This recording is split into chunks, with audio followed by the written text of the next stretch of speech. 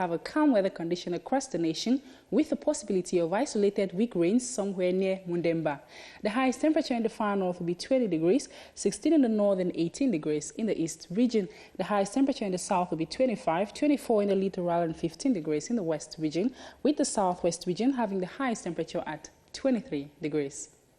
We go over to the center region where this evening will be a 0% chance of precipitation, and by morning, Yaoundé, Fu and Nanga Mboko will have the least temperature at 21 degrees.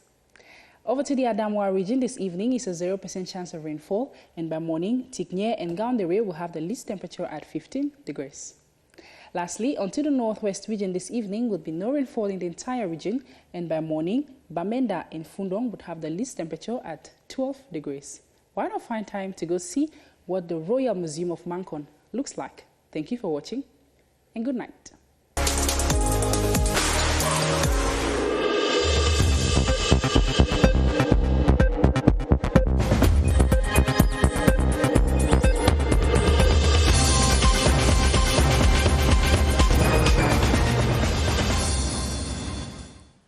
Coming up tonight, 60 truckloads of humanitarian needs dispatched by President Biya and his wife Chantal have arrived in Bamenda, where needy IDPs are already expressing gratitude to the presidential couple.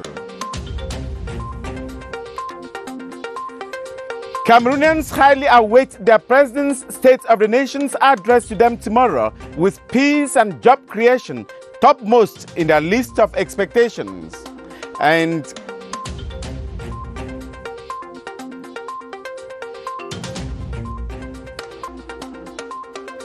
Cameroonians are set for tomorrow's crossover with prayers and feasting being prepared. The details right now. Thanks for watching the 7:30 news on CRTV. I am Moki Edwin Kinzeka in Yaoundé.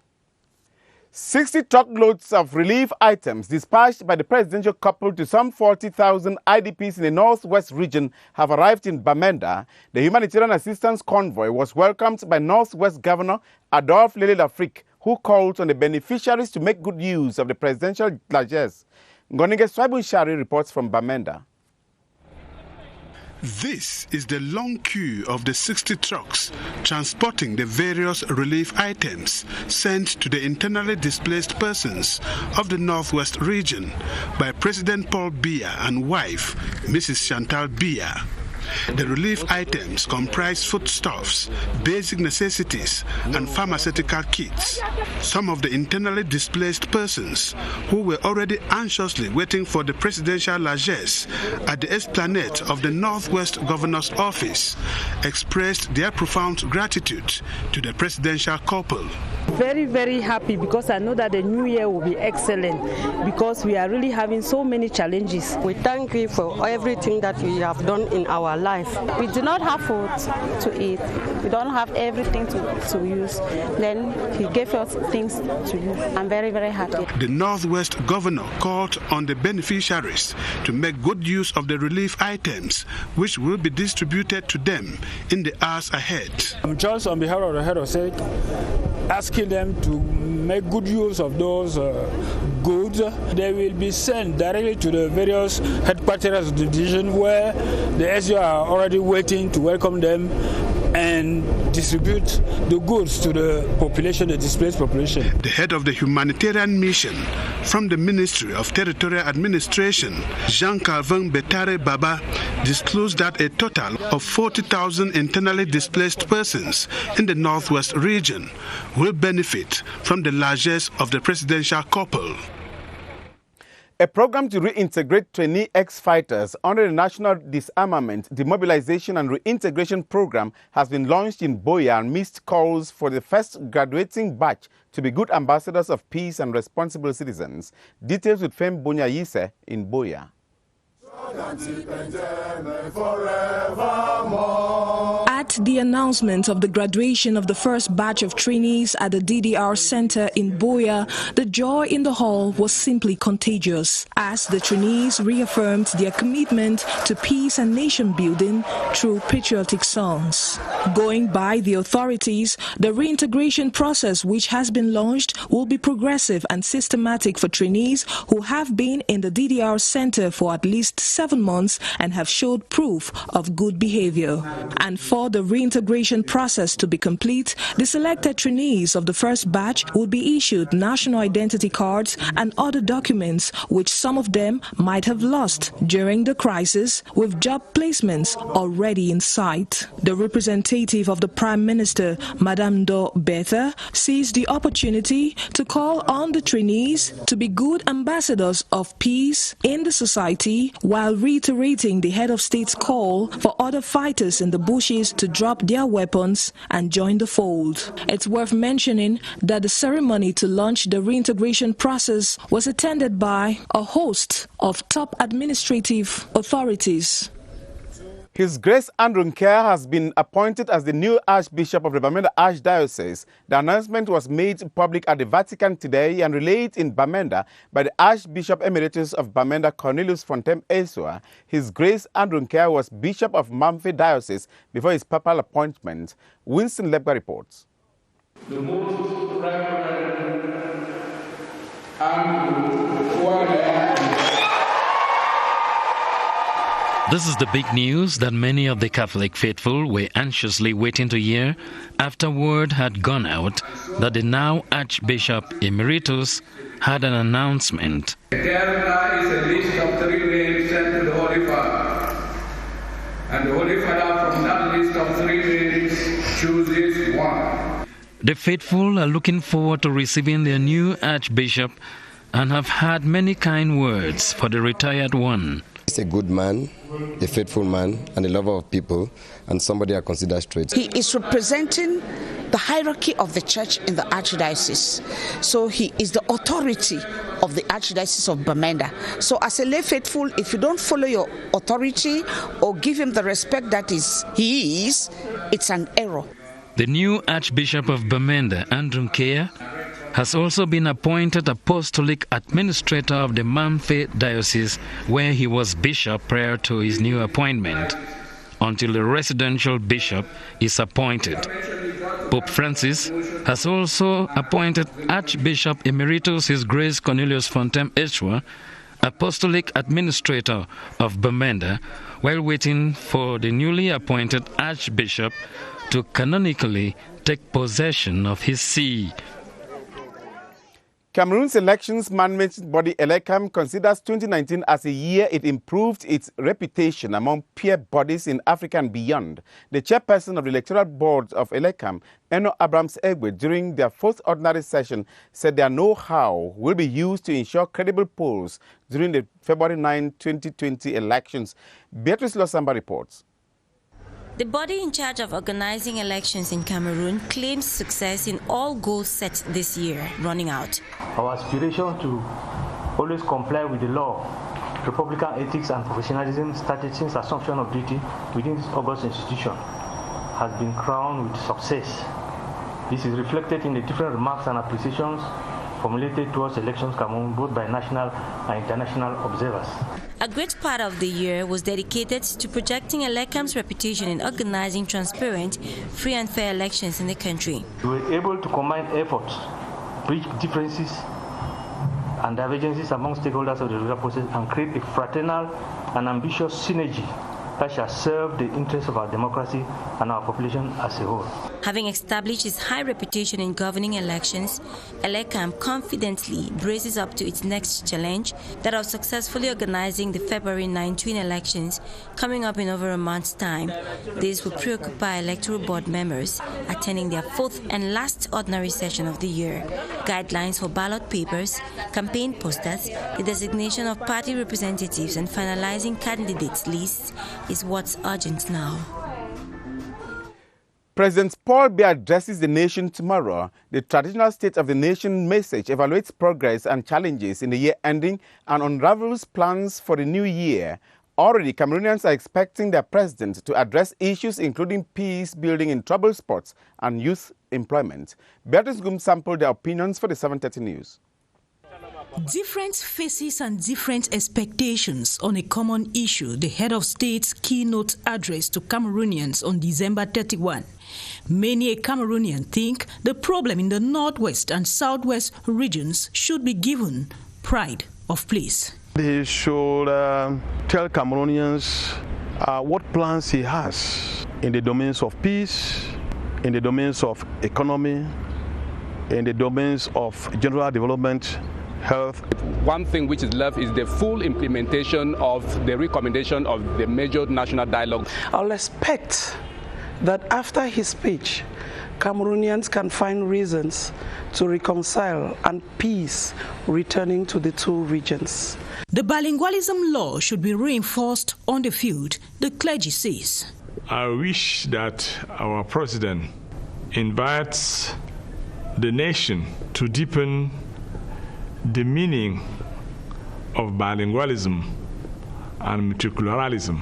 The speech, too, should tackle youth unemployment. If the head of state talk about youth employment, we should be very happy.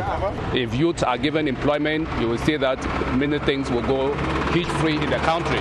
Petty traders and the man on the street want their livelihoods improved upon. You should hear the cry of the people who are right down there at the grassroots, because they are the people who are suffering. If ceasefire is called up, I think something will happen. I will ask him to find out how a civil servant can be well managed. Politically, socio-culturally and economically, all what Cameroonians expect is a speech that takes the country out of the current stalemate. Preparations ahead of the new year have heightened in Yaoundé. Many have already made plans as to how they will welcome the new year. All-night prayer parties and family reunions will characterize the feast of St. Sylvester, also known as New Year's Eve. Rana Tusali has the rest of that story. That moment when people will flip over a new calendar has always been significant. Many will want to spend the first moment of the year 2020 worshipping, with most churches already getting ready for the crossover. We would begin at 6 p.m. with the prayer. At 11 p.m. we will celebrate the Holy Mass for everybody. After the Mass, we will continue worshiping till 6 a.m.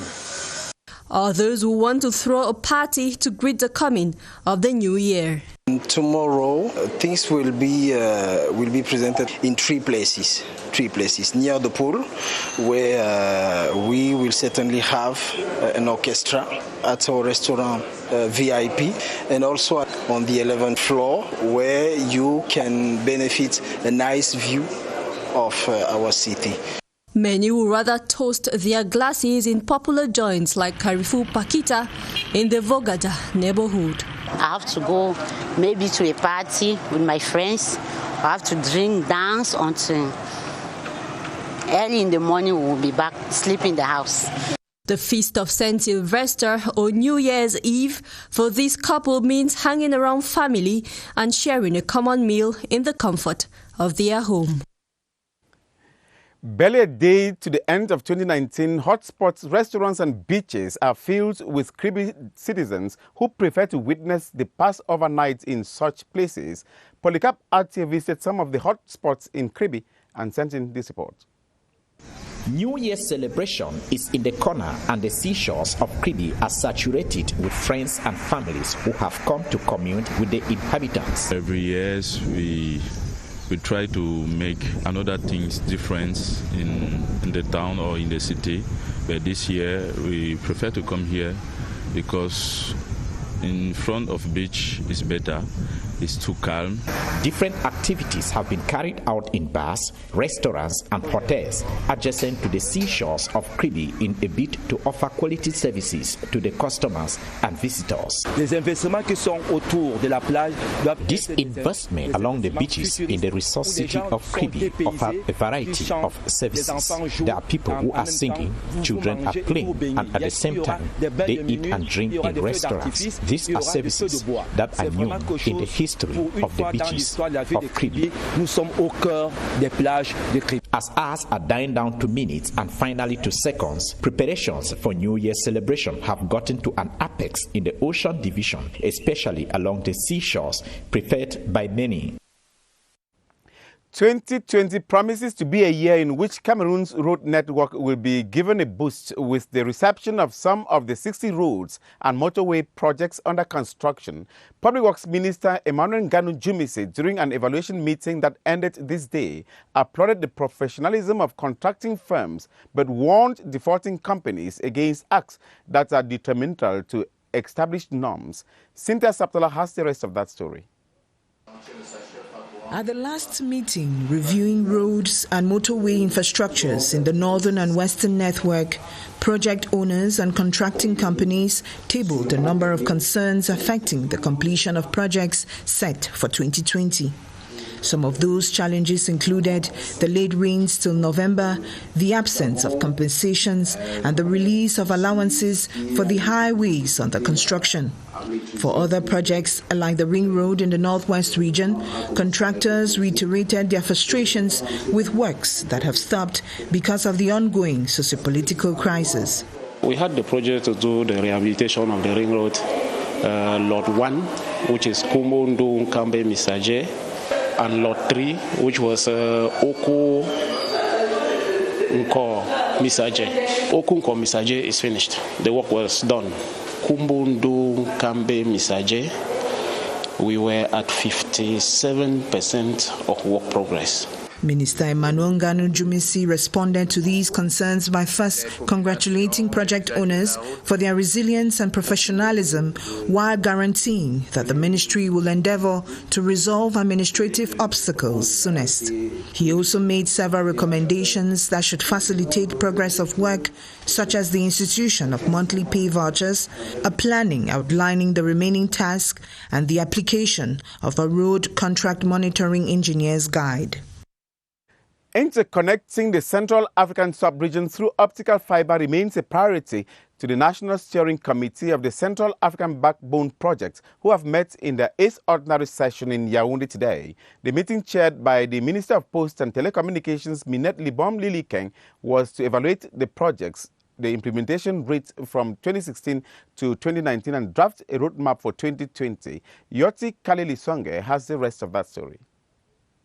Central Africa's telecommunications axis, the optical fiber, already interconnects some countries within the sub-region.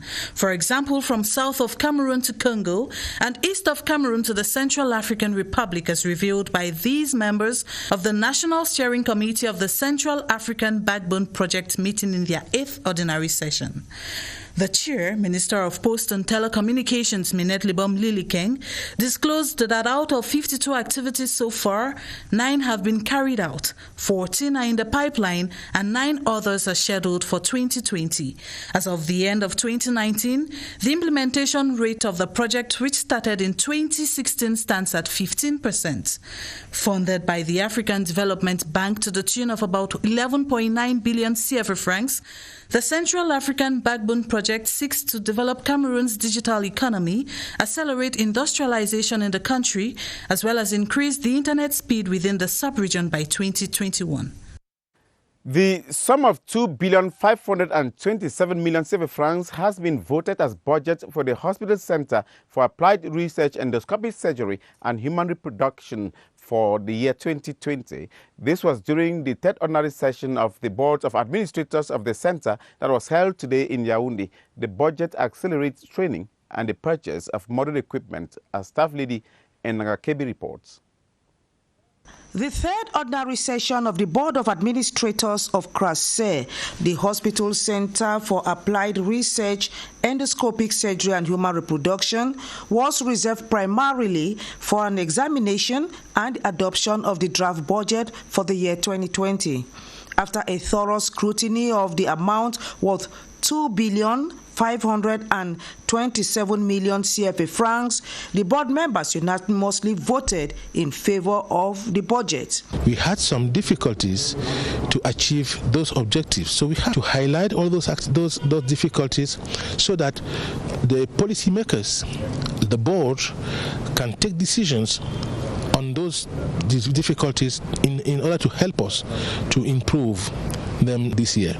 With emphasis on more practical work, so as to reduce the risk of gynecological cancers, CRASE is bound to make remarkable progress in endoscopic surgery and the technique of in vitro fertilization following the acquisition of more sophisticated equipment. We need also to have a lot of personnel.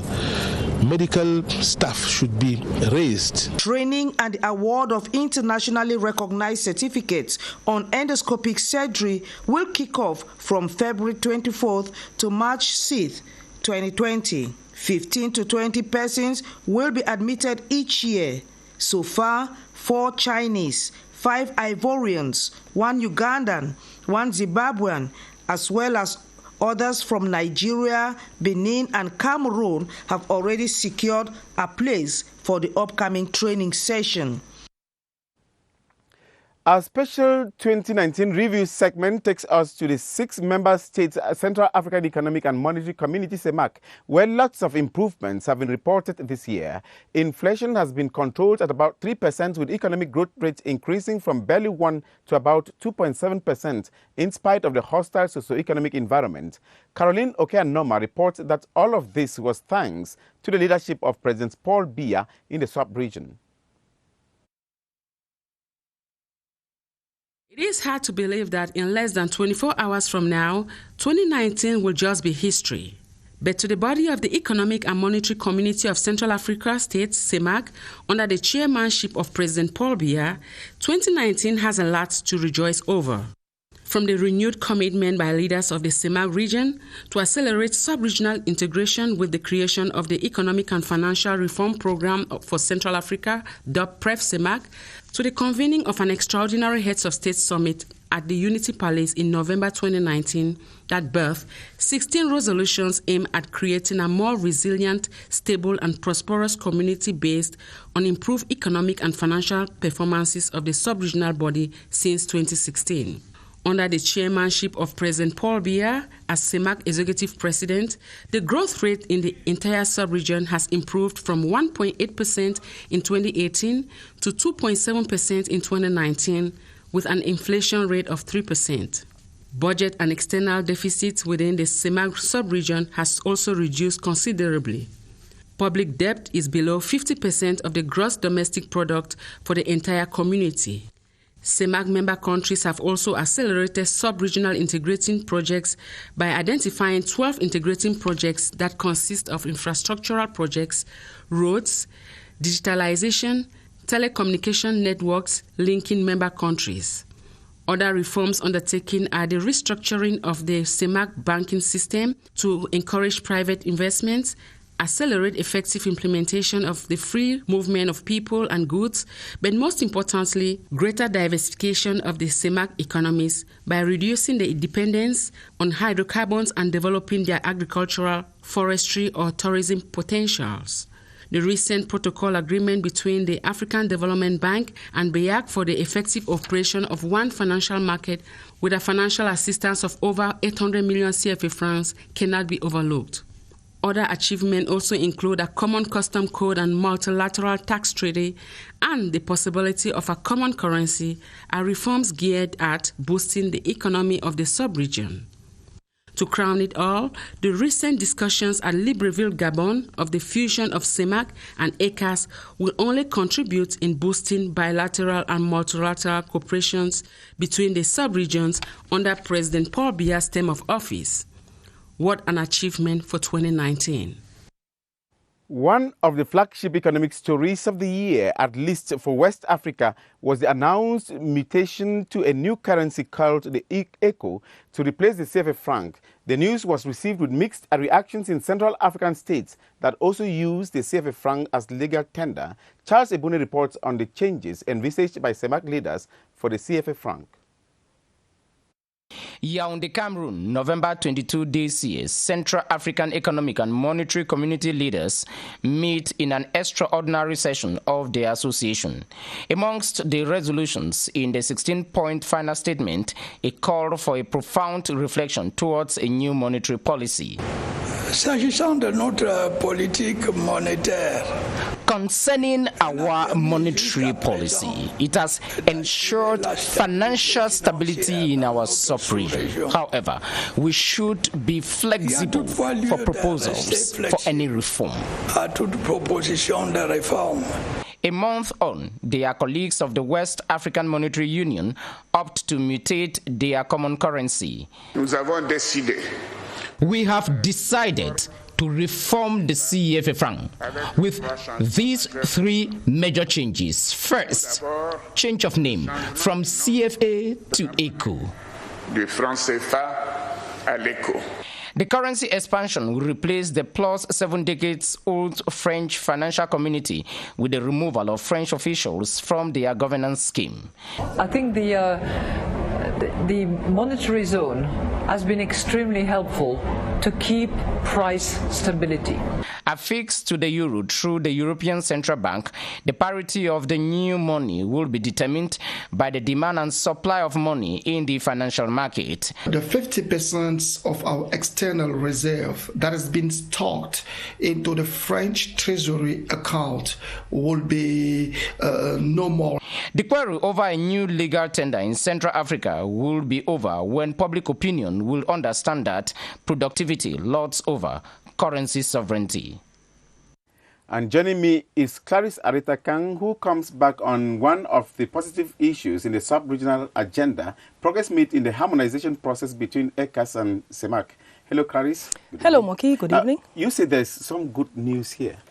Moki, that's quite right. There's really been some good news because since almost a decade ago, since the steps to enforce the harmonization between ECAS and CEMAC was launched, a number of things have been accomplished so far. You know, the harmonization of both communities, both organizations is championed by the African Union as main purpose to tackle the problem of overlapping projects and programs which face both institutions. So amongst the pluses, Moki, we could mention that this month, that's December 2019, negotiations for a new draft common external tariff have finally pushed through because studies in that regard were finalized by all 11 ECAS member states. So the good news here is that there's a customs union in the making, and you know how important that is for trade in the sub-region, intra-regional trade between all Central African sub-region countries. And you know one of the problems that the ADB raised as an obstacle to intra-African trade in the Central African sub-region was the fact that delays had been observed in the implementation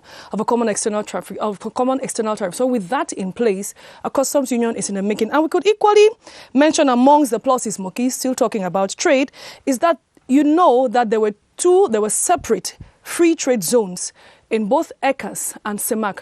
That was kind of problematic for both organizations because trade was equally hindered. But now there's been a merger of both free trade zones. That's good news.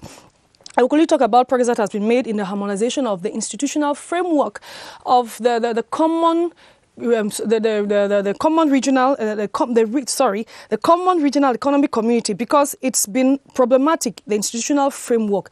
If both organizations have separate institutional documents, institutional programs, there's going to be a problem. So with the harmonization of the institutional framework, it's a plus because that takes the harmonization process a step further. Moki, well, last but not the least, you know, having one regional economic community is very instrumental and is essential in the fight against a number of issues faced by the member states of ECAS. You have security issues, you have economic integration, you have political pressures, and of course, you have the management of external funding. And just briefly, we've talked about this harmonization for a long time. Any hope that's going to work this time around? It's already working, Moki, like I just said, and some strides have indeed been covered. So the harmonization process is well on course. But of course, we know that during the March 2019 the CEMAC Heads of State Conference, which took place in N'Djamena, Chad, in March this year, it was announced that there's going to be a joint ECAS CEMAC conference. And during that conference, a number of issues are going to be addressed. And one of the issues that needs to be addressed is funding the harmonization process. A number of strides have been covered. Progress has indeed been made. It's true that there's still some work to be done, but so far, so good. Thanks very much, Clarice. Thank you, Moki. Now, let's now move to the Littoral region. As part of their corporate social responsibility, the management of the United Bank for Africa, UBA Cameroon, has been visiting orphanages in Douala and Yaoundé with gifts for less privileged citizens. The team was recently at Destiny Home Orphanage in the nation's economic capital city. Dixon Ashu reports from Douala. Only the imagination of what parental void exists in the minds and lives of these children left the UBA Cameroon Director General struggling with tears before his own children and everyone present as he addressed them.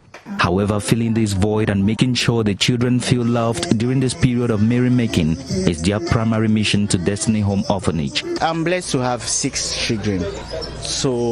And I'm blessed that every day when I wake up, they see me.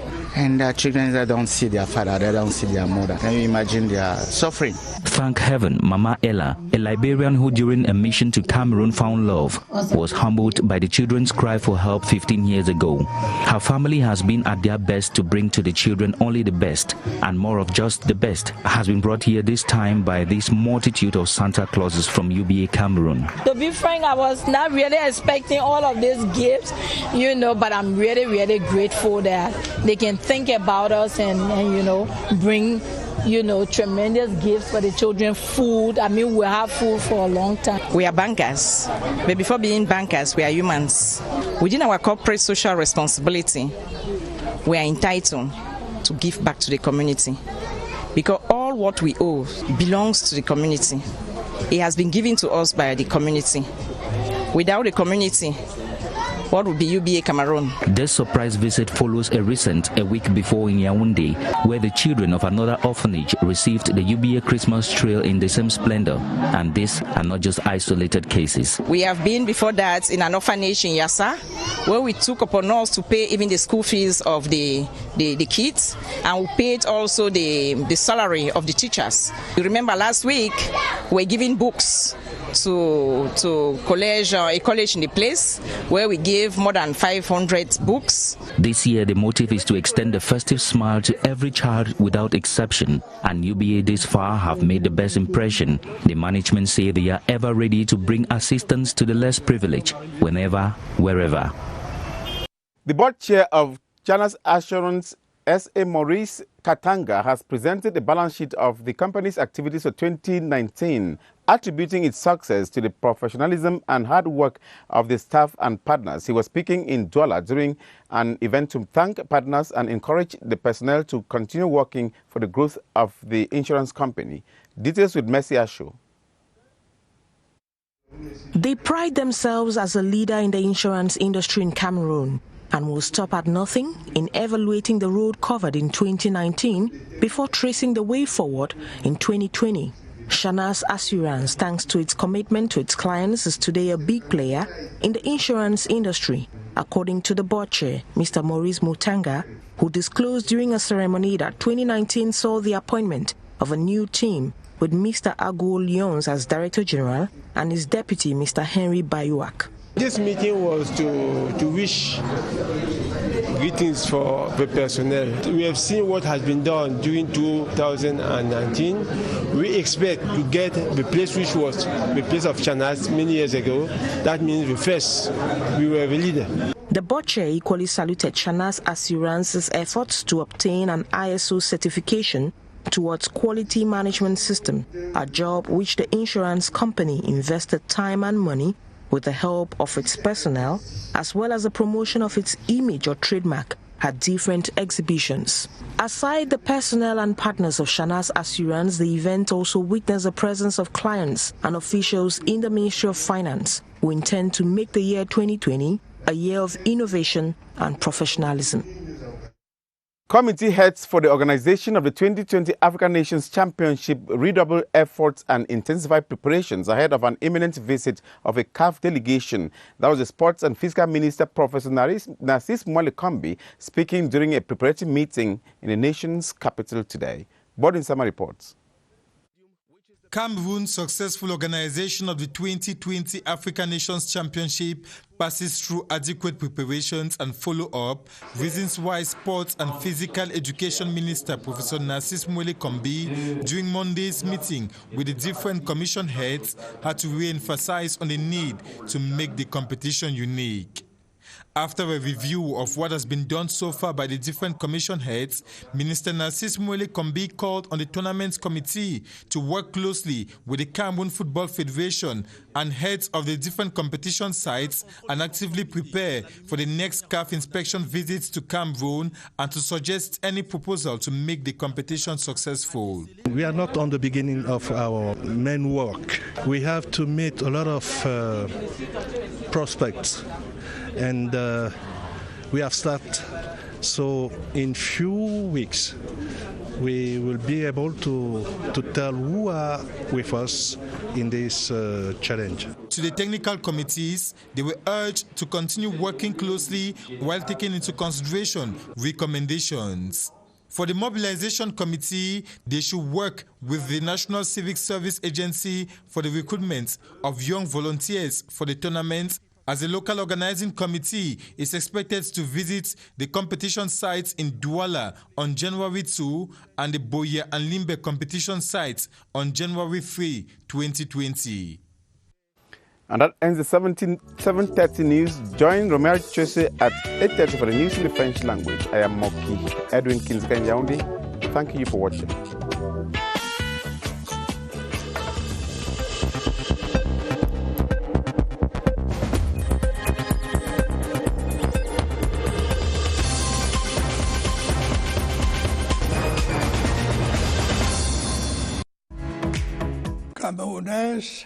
Camerounais. Ce 31 décembre, à 20h, le chef de l'État adresse ses vœux à la nation camerounaise. Bonne et heureuse année à vous tous. Analyse et décryptage du discours du président de la République en direct du Palais des Congrès sur CRTV, CRTV News et CRTV Web. Bonne et heureuse année sur la CRTV, au cœur de la nation.